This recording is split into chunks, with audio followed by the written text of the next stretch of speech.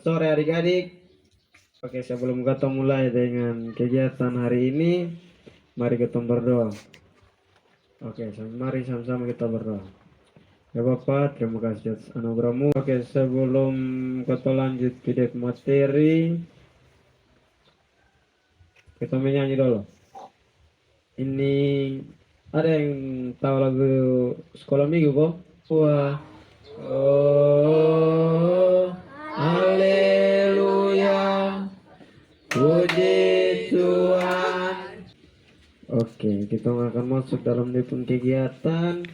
Kegiatan ini hari di bawah tema itu eksploitasi anak atau kekerasan anak. Adik-adik dong pernah dapat kekerasan dari orang tua kan? Pernah? Berarti dapat apa dari orang tua? Berarti dapat apa dari orang tua? Dapat pukul? Pukul ke mana? Cubit. Oh. Oke. Adik-adik, kakak mau kasih tahu kalau arti kekerasan yang dilakukan itu adalah salah satu bentuk kejahatan yang biasa merusak masa depan anak-anak. Kejahatan itu sering kekerasan fisik pada anak. Tujuan dari kekerasan ini yang kakak akan sampaikan itu banyak bermacam-macam, yaitu mulai dari penipuan, perdagangan, ataupun pemerasan adik-adik atau kekerasan adik-adik di dalam rumah maupun di lingkungan luar. Oke, di sini menculik itu di saat ini sangat meresahkan.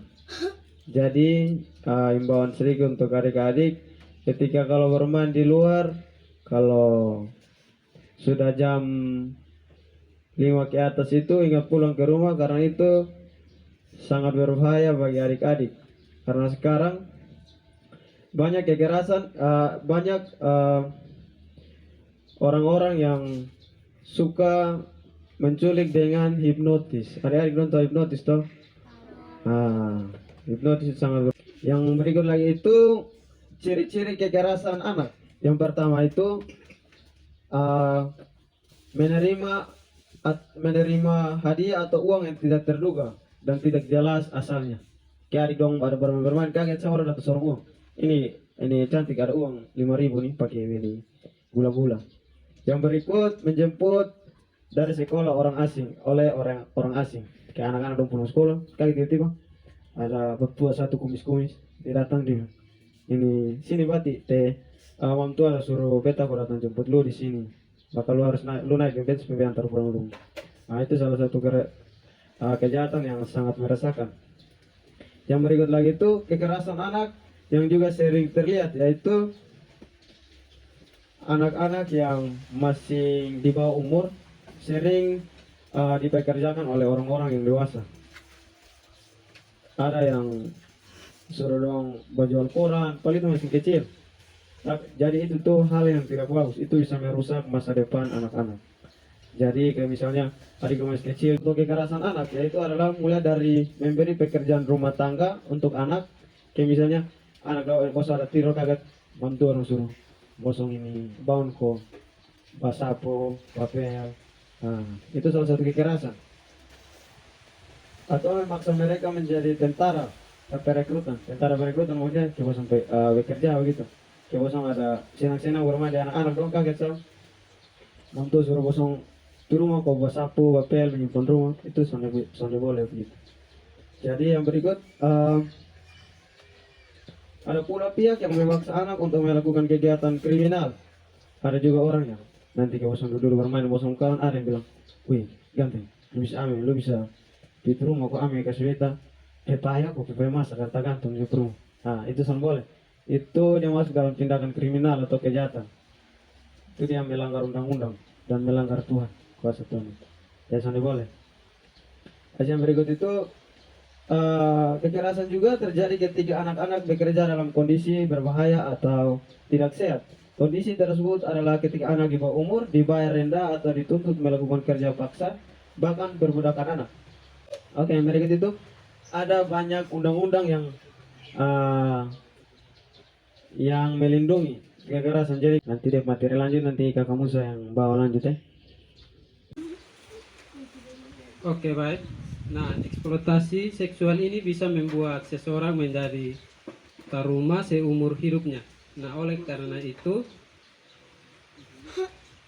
dibutuhkan konseling profesional yang ahli untuk meningkatkan kualitas hidupnya.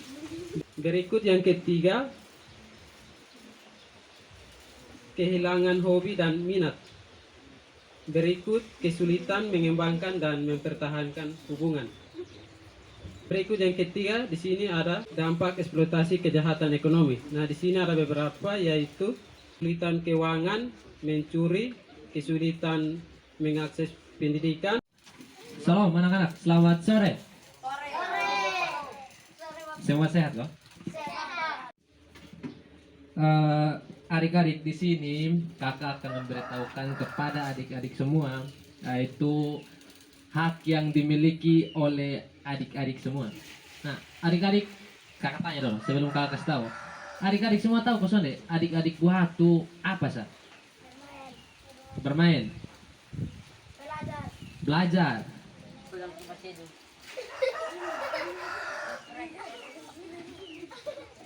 Ayo. Apa ini?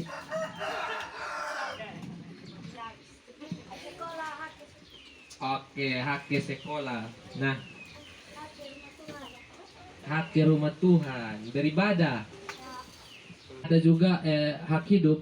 Adik-adik juga memiliki sangat banyak hak. Yaitu ada juga hak untuk bermain.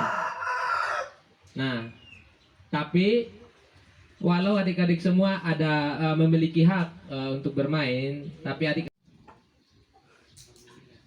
selain hak untuk hidup, anak-anak juga memiliki hak untuk bermain. Hak untuk mendapatkan pendidikan, itu ya seperti yang itu adik bilang tadi, hak bersekolah. Selain hak bersekolah, ada juga hak untuk mendapatkan identitas. Jadi setelah adik-adik lahir itu ada identitas, akte kelahiran. Di saat sudah dewasa itu ada KTP, kebahagiaan. Oke, yang berikut ada hak untuk mendapatkan kesehatan. Jadi adik-adik itu bukan hanya mendapatkan untuk rekreasi. Jadi kalau adik-adik bosan di rumah tuh, adik-adik bisa kasih tahu di bapak dan mama, mama bilang beta mau jalan-jalan tuh, besok bosan di rumah. Hak untuk mendapatkan kesamaan. Jadi adik-adik dengan orang dewasa itu sama sah. Jadi orang dewasa itu tidak memiliki hak untuk menindas adik-adik semua atau melakukan kejahatan kepada adik-adik semua. Baik adik-adik, terima kasih karena adik-adik sudah mendengarkan materi yang kakak Ivan, kakak Musa, dan kakak Erik bagikan. Mungkin 2, 3. Mari kita bersukaria. Sebelum kita menutup kegiatan hari ini, kita akan berdoa ya. Oke, duduk diam, lipat tangan, tutup mata, karena ini mau menghadap Tuhan di atas. Oke, baik, kita berdoa. Kita mulai. Ya Bapak, terima kasih.